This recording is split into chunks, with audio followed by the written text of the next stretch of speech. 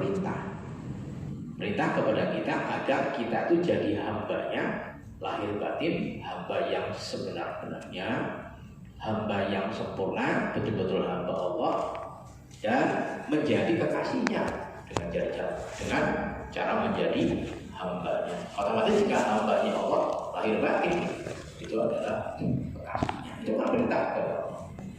Diciptakan agar semua makhluk ini hanya jadi hambanya Allah, manusia khususnya dan jin yang mukmin agar hanya menjadi kekasih Allah. Maka bagaimana mungkin Allah yang perintah supaya manusia ini jadi kekasihnya, tapi Allah menutup diri dan menjauhkan manusia agar tidak boleh tahu Allah. Itu mustahil. Nah, tapi kenapa kalau Allah sudah mempersilahkan, sudah membuka jalan, sudah memberitahukan, sudah mempersilahkan, sudah membuka jalan untuk jadi kekasihnya, untuk tahu Allah, untuk bisa kenal Allah, untuk bisa sampai ke Allah, kok manusianya tidak memperdulikan? Bukan karena Allah pelit atau Allah sulit untuk diketahui, manusianya yang tidak peduli dengan perintahnya Allah, tidak paham, tidak peduli sama sekali, sehingga terus beranggapan Allah tertutup. Jadi bukan Allahnya yang salah, manusianya yang salah. Bukan Allah tertutup, tapi hatinya yang tertutup.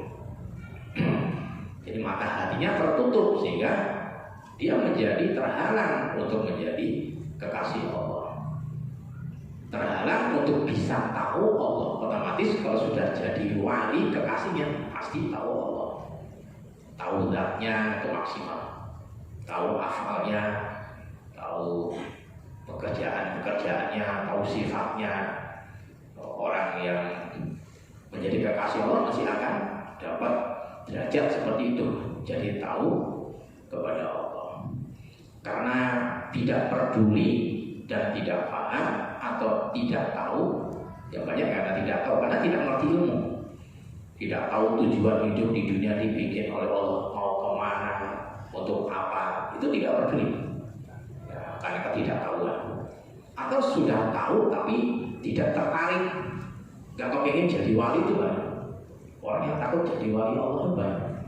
Jadi wali Allah takut, sama aja. Gak kepingin disayangi Allah, gak kepingin menjadi orang kesayangan Allah, orang khususnya Allah. Jadi gak jadi wali yang takut, maunya jadi walinya siapa? Walinya syaitan. Ya harusnya kan berlomba-lomba jadi wali, kesempatan itu dibuka semua buat siapa aja, di mana saja. Apakah itu yang masih muda, yang sudah tua, yang baru belajar, yang sedang belajar, yang sudah selesai belajar, dibuka. Nah, tetap ternyata jarang yang tertarik ingin jadi kekasih Allah. Ya karena kurang tertarik, akhirnya tertutup hatinya. Loh, kenapa nggak tertarik? Karena lebih tertarik dunia, lebih tertarik akhirat.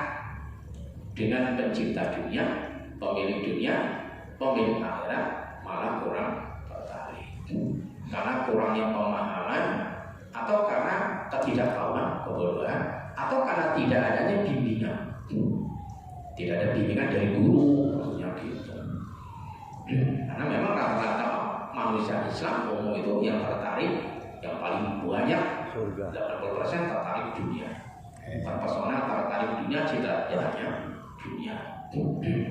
Yang 10% itu baru tertarik akhirat, tertarik surga, yang 15%, atau bahkan yang 18% tertarik dengan urusan-urusan akhirat. Hanya tertarik surga, pahala, kedudukan nanti di akhirat, kenikmatan aja itu. Lah sisanya yang 3% inilah yang tertarik dengan Allah.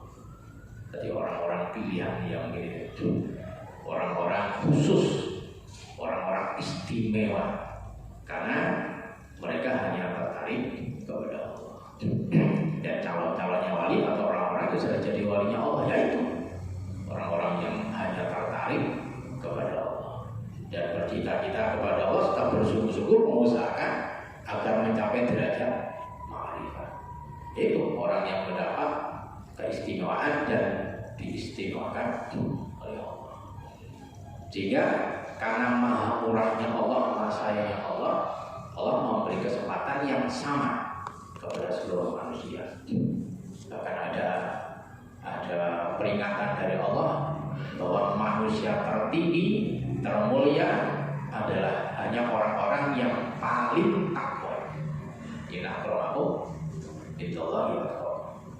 Paling mulia kalian manusia itu yang paling takwa. Pertanyaannya, siapa sih yang paling takwa? Takwanya orang yang paling tinggi takwa itu siapa? Setelahnya Nabi Rasul, siapa? Para wali. Kedudukan paling tinggi setelah Nabi Rasul kan wali. Selain itu nggak ada. Paling tinggi Rasul, di bawahnya Nabi, di bawahnya lagi waliullah. Para sahabat itu semuanya wali-wali Allah. Nggak ada kedudukan lagi yang paling tinggi setelahnya wali. Di bawahnya wali banyak orang-orang biasa, orang-orang mukmin muslim biasa. Kalau ada orang khusus kasihnya Allah, ini adalah derajat paling tinggi, di bawahnya Nabi dan Rasul. Nah, karena kesempatan itu dibuka oleh Allah, maka jarang yang mengambil kesempatan itu. Mereka rata-rata tertutup hatinya, lebih tertarik kepada selain Allah, lebih tertarik ingin surga, pahala dunia. Akhirnya terpikat dengan itu semua, tertutup hatinya, karena akan tertutup dari rasa cinta kepada Allah. Orang yang hatinya dipenuhi cinta kepada Allah, karena tertariknya kepada Allah dan cita-citanya kepada Allah, itu akan dibuka hatinya oleh Allah. Kalau sudah dibuka hatinya, maka dia akan tahu Allah. Dan Allah tidak tertutup karena hati dia sudah terbuka. Loh, kenapa kok tidak tahu Allah? Ya karena tertutupnya hati. Coba jika hatinya dibuka karena cinta yang dengan Allah, cinta penuh dalam hatinya kepada Allah, pasti akan dibuka hati. Ketika hati itu dibuka, pasti dia akan diperlihatkan oleh Allah tentang adanya Allah, bahwa Allah itu selalu ada. Jadi nggak pernah merasa tidak ada Allah. Orang-orang yang begitu kan orang-orang yang dekat sama Allah. Di antara tanda-tanda orang dekat Allah itu orang yang nggak pernah kehilangan Allah. Tidak pernah kehilangan dalam ingatan, dalam perasaan. Tapi jika itu masih tingkatan belum tinggi, jika orang-orang yang sudah betul-betul cinta dengan Allah, hatinya dibuka dalam setiap apapun, dimanapun kapanpun, dalam pandangan hati tidak pernah lepas dari merasakan kehadiran Allah dimanapun dan kapan. Orang cinta Allah jadi nggak pernah menganggap Allah tidak ada, tidak pernah berpikiran mumpung tidak ada manusia, padahal Allah ada. Nah, itu orang yang hatinya tertutup, hatinya gelap, hanya merasa ada Allah di saat mungkin ada manusia, baru Allah dilibatkan. Di saat sedang orang itu mungkin sedang membaca ilmu, sedang baca Quran, sedang sholat, baru perasaannya Allah itu ada di saat itu. Jika di luarnya itu Allah sudah perasaannya tidak ada. Apalagi ketika sudah tidak di dalam keadaan menjalankan ketaatan, kebaikan, sudah begitu juga tidak ada manusia, malah semakin kuat merasa tidak ada siapapun, yang ada hanya dirinya sendiri. Makanya terus berani maksiat, cari kesempatan di sana tidak ada orang, walaupun kalau hatinya kebuka, Allah tidak pernah hilang dimanapun dan kapanpun. Yaitu kena tandanya hatinya tertutup, hatinya gelap, bahkan bisa masuk di dalam butanya hati. Oh, jelas-jelas yang gerakin dia sampai maksiat itu Allah, perasaannya tidak ada siapa-siapa. Ya walaupun toh itu yang gerakin Allah, bukan berarti Allah ridho. digerakin maksiat bukan karena Allah ridho dengan kemaksiatannya atau Allah mengizinkan maksiat, tapi tandanya Allah akan mengarahkan orang itu untuk mendapatkan hukuman dari Allah, akan mendapatkan siksaan dari Allah, maka digerakkan untuk berani dengan Allah. Nah, di saat itu kan Allah yang gerakin, dia merasa nggak ada siapa-siapa. Lah Allahnya dikemanain? Allahnya dibuang. Itu namanya kehilangan Allah. Kehilangan Allah, lepas dari Allah, bahkan lepas dari iman, kemasukan setan.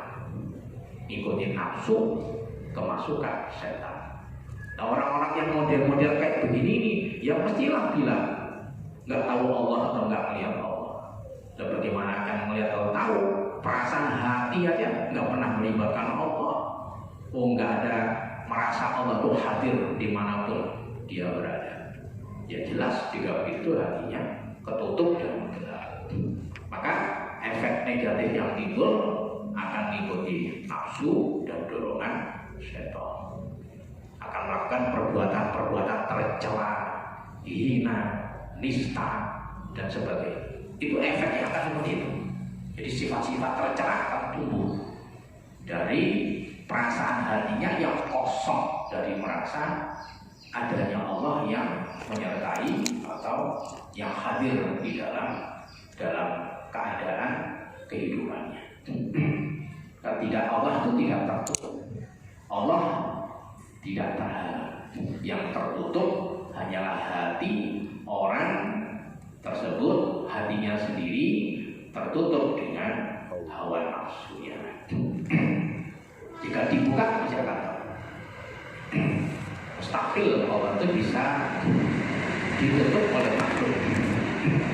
Orang yang hatinya dibuka, dia akan merasa Allah itu selalu ada dan akan menyatakan, membuktikan bahwa hanya Allah lah yang betul-betul ada sebenarnya. Ya karena tidak tertutup.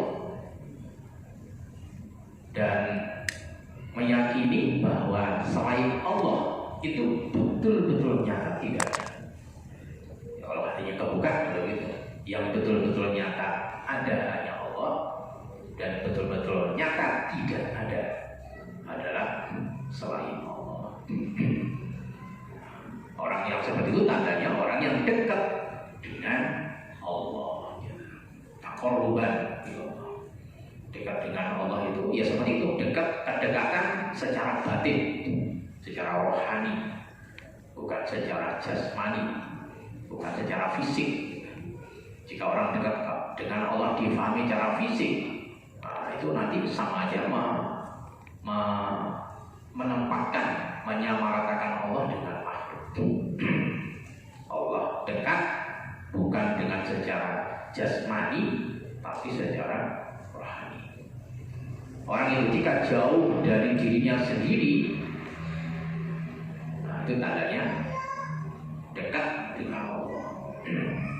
Dan orang itu kalau dekat dengan dirinya sendiri, tandanya jauh dari Allah. Jauh dari dirinya sendiri maknanya orang tersebut yang diingat sudah, yang diingat hanya Allah saja. Yang dia rasakan ada hanya Allah saja. Yang dirasakan bisa dan dirasakan punya daya hanya Allah saja. Dia tak merasa punya daya. Nah, itu tandanya dekat. Tapi kalau dia sendiri yang merasa, yang punya daya dia sendiri, yang merasa ada dia sendiri, yang punya kekuatan dia sendiri, itu namanya tawakut, lawannya taqarrub, jauh. Otomatis orang yang akhlaknya seperti itu, jadi di dalam keyakinannya bahwa hanya Allah yang betul-betul nyata ada, itu dia melihatnya bukan dengan melihat pakai mata kepala, tapi dengan menggunakan mata hati. Bukan dengan penglihatan iman, bukan dengan penglihatan Islam, tapi penglihatan ihsan. Antak budallah ka'annaka tara. Fa'ilam takun tara fa'innahu ya. Kita tahu Allah dengan pandangan hati nggak bisa dibahasakan, nggak bisa dipraktikkan dengan lahiriah. Itu masalahnya masuk dalam wilayah rasa. Orang tahu Allah itu pakai rasa, udah bukan pakai raga, bukan pakai mata kepala, pakainya rasa batin, rasa jiwa, bukan pakai penglihatan mata kepala raga. Tahu Allah itu bukan matanya yang melihat Allah, tapi hatinya atau jiwa yang tahu Allah. Dan itu yang tahu bukan manusianya. Manusianya harus tidak boleh ikut campur di dalam rasa tahu. Jadi hilang dari tahunya sendiri, yang tahu adalah hanya Allah. Kalau andaikan Allah itu terhalang dengan sesuatu, tertutup dengan sesuatu, maka Allah tidak akan, maka ada sesuatu selain Allah yang melebihi Allah. Oleh karena Allah itu zat yang keberadaannya maha istimewa. Keberadaan zat Allah itu betul-betul eksklusif pada sekarang, super eksklusif, super berbeda dan maha istimewa dan sempurna. Maka keberadaan Allah itu nggak bisa dijangkau, nggak bisa diusahakan dengan cara manusia. Nggak bisa, Allah itu nggak bisa diketahui dengan kekuatan manusia, tidak bisa dijangkau dengan usaha manusia, tidak bisa diraih dengan keinginan manusia, karena maha sempurna dan istimewanya Allah yang maha berbeda dengan makhluknya. Kalau andaikan Allah itu orang bisa kenal Allah, tahu Allah, lihat Allah dengan kemauannya sendiri, dengan kekuatannya sendiri, dengan usahanya sendiri, berarti Allah itu sama dengan makhluknya. Dan Allah derajatnya turun, sudah tidak berbeda lagi, sama dengan kita. Tidak ada perbedaan, tidak ada keistimewaannya. Dalam tauhid Allah itu mukhalafatu bil haqq. Allah itu berbeda dengan makhluk. Makhluk itu bukan Allah, Allah bukan makhluk, dan tidak ada kesamaan sedikit pun dengan makhluk. Karena maha sempurnanya Allah sehingga berbeda dengan makhluknya. Kemahasempurnaan ini hanya bisa dijangkau, hanya bisa diketahui, hanya bisa difahami, hanya bisa diusahakan oleh Allah sendiri. Sehingga tidak mungkin manusia dengan kekuatannya, dengan kemauannya, dengan usahanya bisa tahu Allah dengan pilihan manusia. Itu mustahil. Allah bisa diketahui ya dengan kekuatan Allah sendiri. Allah bisa dikenali ya dengan kemampuan kekuasaan Allah sendiri. Tidak mungkin dengan kemampuan dan kemauan manusia. Karena itu musyrik kalau itu. Karena bisa dijangkau dengan kekuatan dan kemauan manusia. Manusia bisa jadi wali dengan pilihan, kemauan, kekuatan sendiri. Itu berarti manusia dengan Allah ternyata bisa. Allah setara dengan manusia. Allah sudah tidak punya sifat ketuhanan, tidak punya sifat kemahasempurnaan, sudah tidak punya sifat keberbedaan dengan manusia. Karena keberadaan Allah yang super istimewa, yang sangat berbeda dengan makhluknya dan sempurna, hanya Allah lah sendiri yang bisa mengetahui hakikatnya. Allah yang tahu hakikat Allah hanya Allah. Yang bisa kenal Allah ya hanya Allah. Yang bisa sampai Allah ya hanya Allah yang menyampaikan.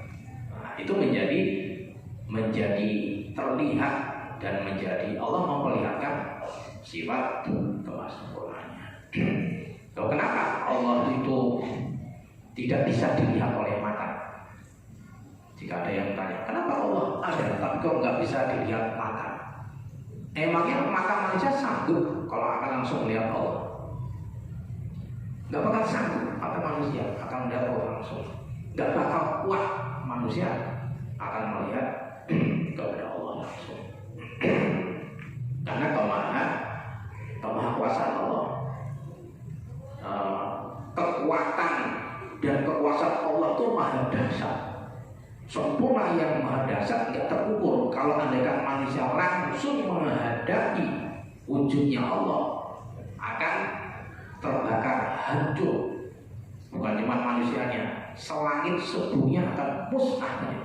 Kalau Allah langsung memperlihatkan tanpa dengan menghijabi zatnya dengan cahaya. Dalam hadis diterangkan bahwa Allah itu memiliki hijab. Keberadaan Allah itu punya hijab terhadap dirinya sendiri. Dan hijab itu sebenarnya bukan menjadi hijab buat manusia, tapi sebagai bentuk kasih sayang Allah kepada manusia, kepada makhluk. Kalau andaikan Allah tidak menghijabi dirinya sendiri dengan nur yang berlapis-lapis sampai 70.000 nur hijab yang dimiliki oleh Allah, supaya makhluk ini tidak hancur, tidak terbakar habis jika Allah tidak mendindingi dengan hijabnya. Dan dinding ini bukan penghalang, sebagai jalan agar makhluk ini tidak hancur dengan menghadapi keberadaan Allah langsung yang tanpa perantara adanya nur yang dimiliki oleh Allah. Dalam hadis qudsi, hijabun nur lau kasafahu la'ahraqa subuha wajhi mantaha ilaihi masur. Allah itu memiliki hijab, bukan berarti Allah terhijab. Allah itu punya dinding, punya hijab, penghalang berupa cahaya. Yang cahaya ini kalau andaikan oleh Allah dibuka, disingkap, maka akan membakar seluruh makhluk yang ada. Kalau dibuka cahaya itu, maka cahaya itu ditutup oleh Allah. Kalau andaikan dibuka, manusia, seluruh makhluk akan hancur, tidak kuat akan menghadapi cahaya yang dimiliki oleh Allah. Apalagi kalau Allah tidak mendindingi zatnya dengan menggunakan nur. Dengan cahaya itu manusia, seluruh makhluk akan hancur kalau Allah perlihatkan. Tapi karena tidak diperlihatkan oleh Allah, jadi makhluk itu tetap bisa ada, tetap masih bisa berjalan hidup sesuai dengan kehendaknya Allah. Itu kekuatan Allah yang maha dahsyat, tidak akan mampu dihadapi oleh manusia. Itu ceritanya seperti yang ada di dalam ceritanya Nabi Musa. Jadi kalau ada pertanyaan kenapa Allah nggak bisa dilihat oleh mata, karena mata manusia tidak bakalan sanggup melihat keberadaan Allah langsung. Bukan cuma matanya seorangnya selangit bumi, kalau langsung Allah memperlihatkan tanpa dengan mendindingi dengan adanya nur, semua musnah cipta Allah. Tidak akan sanggup menghadapi dahsyatnya kekuatan dan kehebatan serta kesempurnaan. Makanya dengan dihijabi, didindingi dengan menggunakan nur, cahaya. Ceritanya Nabi Musa di waktu munajat di Gunung Tur Sinai begitu. Ketika Nabi Musa itu diperintah oleh Allah untuk datang karena akan menerima perintah dari Allah munajat di Gunung Tur Sinai. Lalu setelahnya di waktu munajat itu kan terjadi dialog, pembicaraan antara Allah dengan Nabi Musa, manusia. Nabi Musa berbicara kepada Allah. Surat Al-A'raf itu kan ayatnya. Nah, di saat terjadi dialog itu, Nabi Musa minta kepada Allah agar memperlihatkan dirinya langsung. Qala Rabbi arini anzur ilaihi. Minta kepada Allah agar Allah itu langsung memperlihatkan keberadaan zatnya kepada Nabi Musa, tapi dengan Nabi Musa ingin melihat langsung pakai mata kepala. Aku pengen melihat kamu, di saat munajat Nabi Musa. Bahasanya di situ kalimatnya anggur. Nadoro yang guru itu melihat pakai mata. Nabi Musa maunya melihat langsung dengan kekuatannya sendiri, dengan dihadapi dengan kekuatan dan keadaan dirinya sendiri tanpa pertolongan Allah, tanpa Allah yang ngatur, tanpa Allah yang nolong, ingin dihadapi sendiri, maunya gitu, melihat langsung tanpa penghalang apapun. Apa selanjutnya? Allah jawab, lan taroni. Kamu gak bakal sanggup melihat aku. Itu berlaku juga untuk kita sama. Kalau kita pengen tahu Allah, pengen melihat Allah dengan kekuatan kita, dengan kemauan kita, dengan rencana kita, dengan pengetahuan kita, gak bakal mampu. Gak bakal bisa kita makrifat dengan kekuatan pilihan kemauan kita, gak bakal. Gak bakal sampai, gak bakal wujud itu keinginan, gak bakal bisa berhasil. Karena ceritanya kisah Nabi Musa tadi. Apalagi kalau keinginan itu dengan kekuatan kita hancur, musnah kita. Nah, Nabi Musa kan begitu mintanya, mau langsung pakai mata kepala gitu di dunia, pakai mata kepala langsung melihat Allah. Tapi Allah jawab, ingatkan, kalau manusia itu lemah, manusia itu gak bakal sanggup melihat Allah langsung, apalagi pakai mata kepala. Diingatkan oleh Allah, lan taroni, kamu tidak bakal sanggup melihat aku langsung. Nah, terus cara Allah mengingatkan kalau memang lemah, manusia itu nggak sanggup menghadapi Allah langsung, melihat langsung, nggak sanggup dengan kekuatan manusia ya, bukan dengan kekuatan Allah. Ini kan ceritanya masih dengan kekuatan manusia. Nabi Musa maunya begitu, pakai cara manusia, kekuatan manusia. Bukan lakuro ayatnya Quran. Jadi Allah itu bukan mustahil untuk bisa dilihat. Allah itu jais, mungkin untuk bisa dilihat. Karena Allah itu zat yang ada. Yang ada gak mungkin gak bisa dilihat. Kalau gak ada gak bisa dilihat. Allah itu adalah memiliki sifat ada. Setiap yang ada mungkin untuk dilihat dan diketahui. Bukan mustahil. Cuma melihatnya kalau dengan kekuatan manusia mustahil, jadinya begitu. Karena nggak mungkin manusia akan langsung bisa hadapan dengan Allah langsung tanpa dengan menggunakan perantara. Nah, maunya Nabi Musa langsung. Allah mengingatkan, kalau tidak kuat coba lihat tuh gunung. Lihat gunung yang ada dalam ayat Al-Quran, wala kiningdur ilal jabali. Coba lihat tuh gunung. Bukti kalau Nabi Musa itu gak bakal kuat, diingatkan dulu sama Allah. Tuh gunung, lihat yang ada di belakang kan lagi sedang munajat di gunung Sinai. Gunung sebelahnya. Lihat gunung itu. Kalau gunung itu nanti tetap diam di tempat yang gak berubah sama sekali, begitu aku akan perlihatkan diriku, maka berarti kamu akan bisa kuat. Tahu aku langsung, melihat aku langsung. Nah, akhirnya selanjutnya karena Allah sudah mengingatkan begitu, falamma tajalla rabbuhu, ketika Allah memperlihatkan nurnya, belum langsung Allahnya, baru cahaya yang dimiliki, dan itu pun baru diperlihatkan hanya seujung jari, satu ujung jari. Baru saja diperlihatkan, belum langsung, baru aja mulai nurnya diperlihatkan.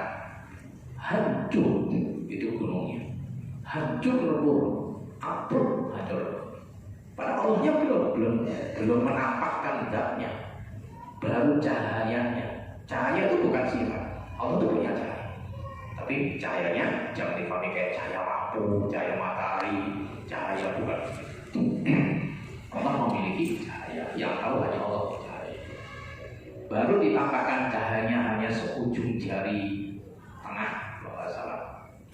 Jari telunjuk seluas itu, gunung saja hancur. Kalau gunung saja hancur, mestinya jasad Nabi Musa hancur. Nabi Musa langsung pingsan di saat itu. Logikanya, gunung yang di saat itu Allah suruh melihat, ketika Allah menampakkan baru cahayanya saja sudah hancur. Logikanya secara normal jasad Nabi Musa harusnya hancur. Di saat itu diceritakan dalam Quran, Nabi Musa kan terus terjatuh pingsan, nggak sadar diri. Nah terus ulama tasawuf nafsiri memahami jatuhnya Nabi Musa pingsan itu bukan pingsan secara alamiah manusia, bukan pingsan seperti karakter manusia kalau menghadapi sesuatu yang mengejutkan atau menakutkan, pingsan seperti biasa, bukan itu.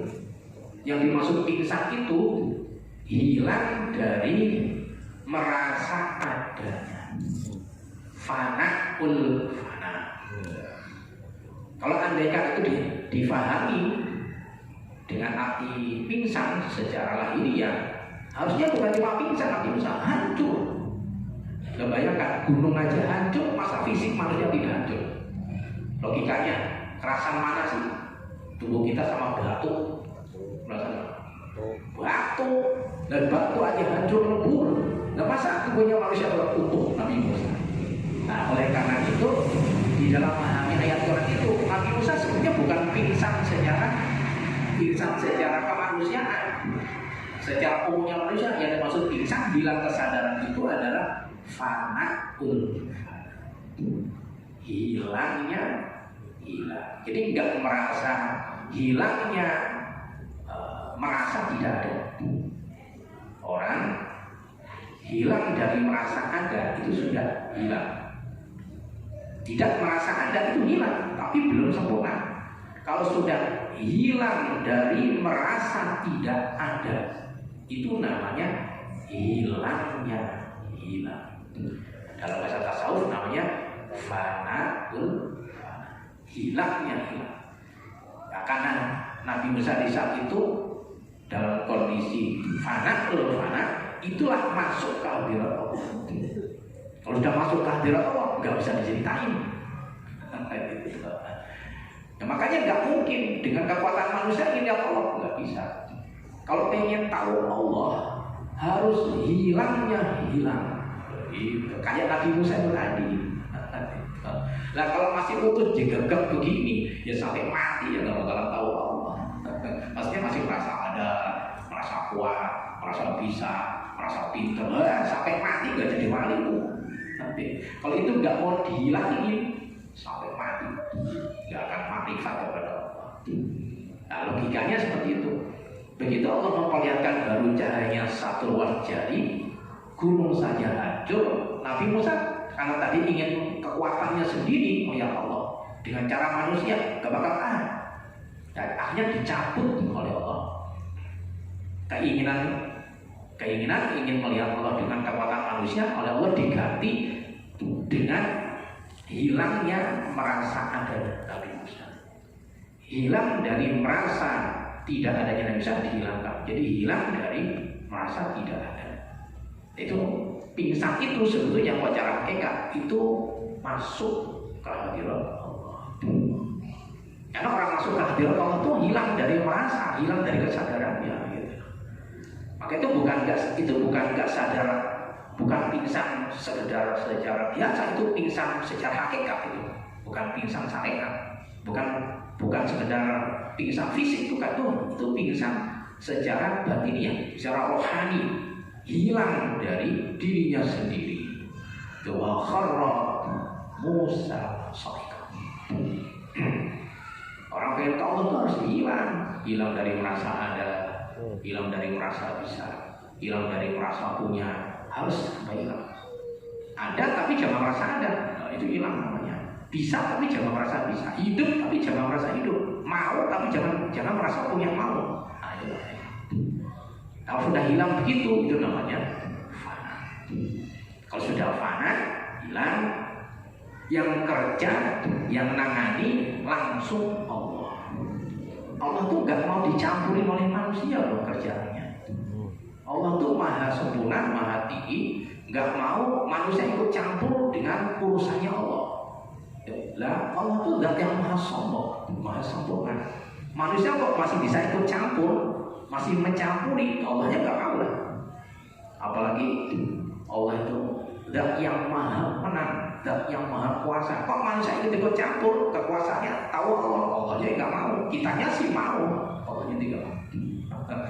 Allahnya nggak bisa dijangkau oleh kita. Karena itu derajat khusus, derajatnya menjadi wali. Itu namanya begitu tuh sedang ditarik masuk ke hadirat Allah, itu sedang hudur, nggak bisa. Nah, falakna afaqa. Ternyata kan itu ketika Nabi Musa itu sudah tersadar. Maksud sadar itu bukan sadar secara pengertian syariat, bukan. Jadi habis pingsan terus bangun, bukan gitu. Ketika Nabi Musa sudah selesai masuk ke hadirat Allah, lalu kembali ke syariat, bangun kembali ke syariat, sudah kembali normal, merasa hilang dari tidak adanya, sudah kembali pulih ke manusia, keadaan manusia secara normal. Nabi Musa terus di waktu itu minta ampun kepada Allah, taubat. Loh, kenapa Nabi Musa bertobat? Karena tadi pengen tahu Allah dengan kekuatannya sendiri. Itu musyrik. Musyrik dosa. Musyrik dosa. Makanya karena merasa bersalah, pengen tahu Allah dengan kekuatan sendiri, langsung dihadapi sendiri, nyatanya nggak bisa. Dan itu musyrik karena sudah berani minta sesuatu yang dilarang oleh Allah, karena musyrik tadi. Allah nggak mau diduakan. Allah ingin hanya Allah sendiri yang kerja. Tapi Musa tidak boleh ikut campur. Tidak boleh ikut campur, ingin melihat, bisa melihat, mau nggak boleh, harus hilang itu semua. Karena ingin tahu Allah, bisa melihat Allah, yang melihat manusianya itu musyrik.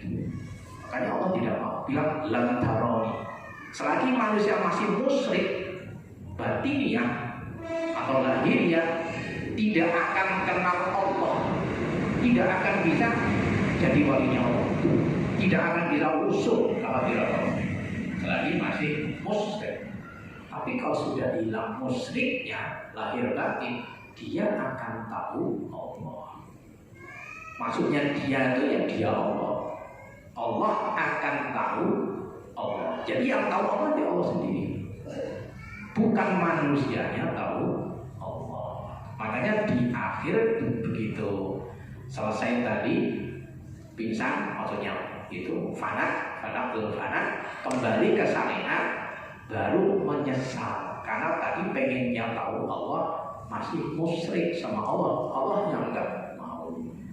Nah, kitanya sih mau aja. Suatu waktu tahu Allah itu tukang maksiat, tapi tahu Allah, hatinya terbuka, enak aja.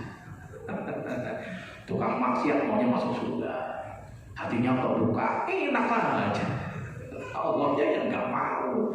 Nah, kita jalanin perintah nggak mau, dilarang nggak mau, tapi maunya mulia, maunya tinggi, maunya hati kebuka, seenaknya sendiri. Allahnya yang nggak mau, Allahnya nggak akan ngasih gitu, sembarangan. Nah, begitu sudah terakhir Nabi Musa sadar, maka terus tubtu ilaika subhanaka, tubtu ilaika, maha suci kamu Allah, maha suci Allah dari bisa dijangkau dengan kekuatan manusia. Maha suci Allah bisa dikenal dengan kemauan manusia. Maha suci Allah bisa diketahui oleh manusia. Tadi kan yang mau Nabi Musa pakai mata, itu Nabi Musa naubati itu. Taubat itu aku salah gitu. Berarti orang yang pengen tahu Allah dengan kekuatannya sendiri itu masih musyrik orang itu. Pengen makrifat dengan usahanya sendiri musyrik. Dia gak bakal makrifat gitu. Harus hilang dari ingin makrifat, hilang dari ingin sampai Allah. Harus hilang dari semuanya. Biar Allah yang nyampein, jangan pengen nyampe sendiri. Biar Allah yang memperkenalkan zatnya, jangan kita yang pengen kenal, gak bakal bisa. Allah yang gak mau, karena kita masih musyrik, masih kotor, masih najis.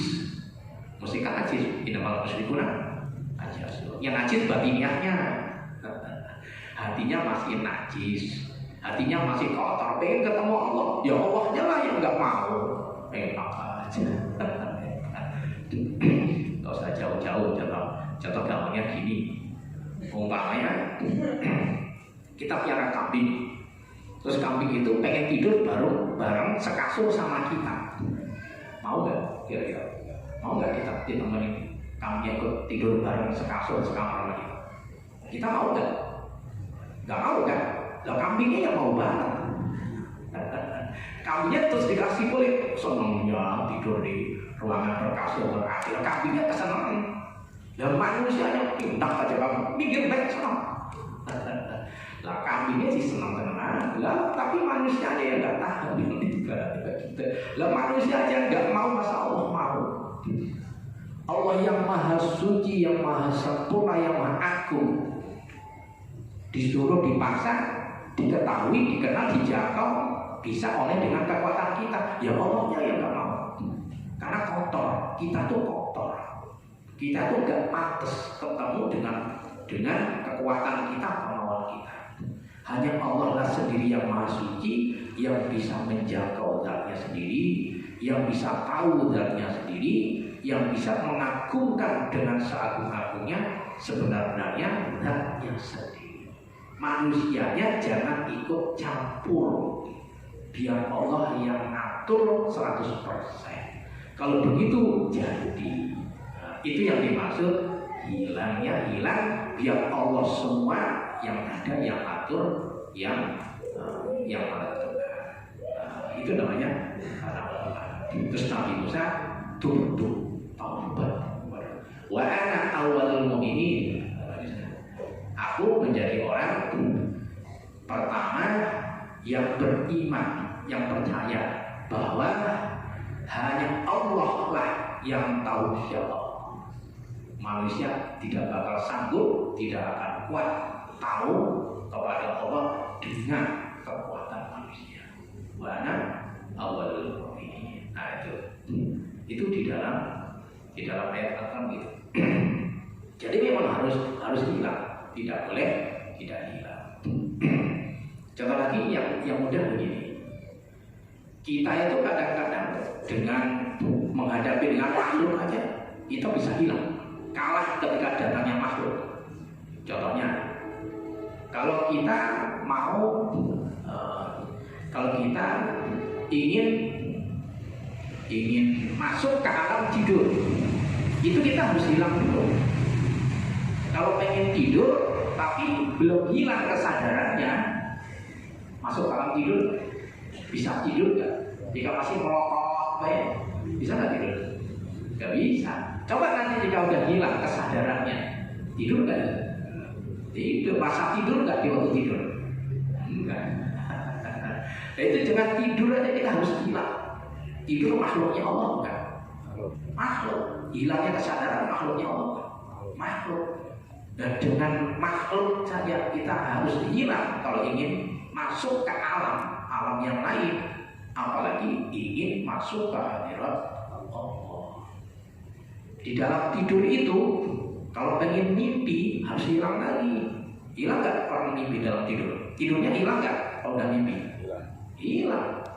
Orang yang hilang kesadaran pengen tidur tuh sudah hilang. Terus di dalam tidur pengen mimpi harus hilang lagi. Nggak mungkin tanpa hilang. Kalau nggak hilang nggak mimpi. Dan di saat mimpi sadar nggak kalau kita sedang dalam tidur dan tidur itu mimpi, sadar nggak? Nggak sadar. Kalah dengan alam tidur. Padahal itu baru makhluk. Kalau pengen pindah ke alam yang lain harus hilang dari satu alam masuk ke alam yang lain. Jadi kalah dengan makhluknya Allah, yaitu tidur. Itu pindah alam namanya. Dari alam sadar pindah jadi tidak sadar. Tidak sadar masih masuk lagi, pindah lagi ke alam mimpi. Pertanyaannya, kita tidur itu tidur sendiri apa ditidurin sebenarnya? Ditidurkan apa tidur sendiri di waktu sedang tidur? Siapa yang menidurkan? Allah. Begitu pula dengan makrifat. Orang makrifat itu nggak bisa makrifat sendiri.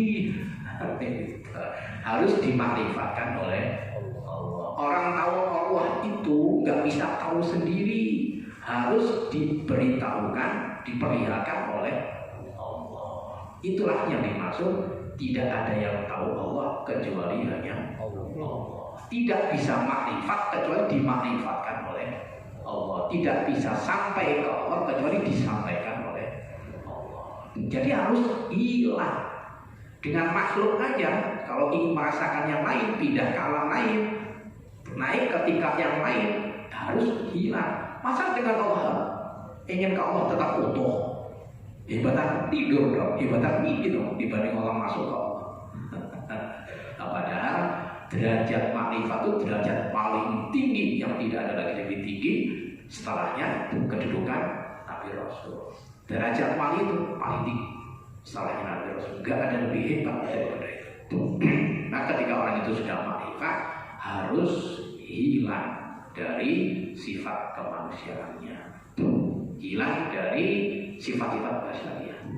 Bukan hilang aja, hilang ya, hilang dalam artian harus bersih dari ikut campur apapun di dalam perjalanan ke Allah. Kalau dia masih ikut campur, nggak akan makrifat. Harus bebas, harus bersih. Termasuk bersih dari merasa ada, harus hilang itu nggak hilang, nggak bisa. Harus bersih dari merasa bisa, dari merasa punya kemauan sendiri, harus bebas. Harus hilang dari merasa hidup. Hilang sendiri apa dihilangin itu tadi?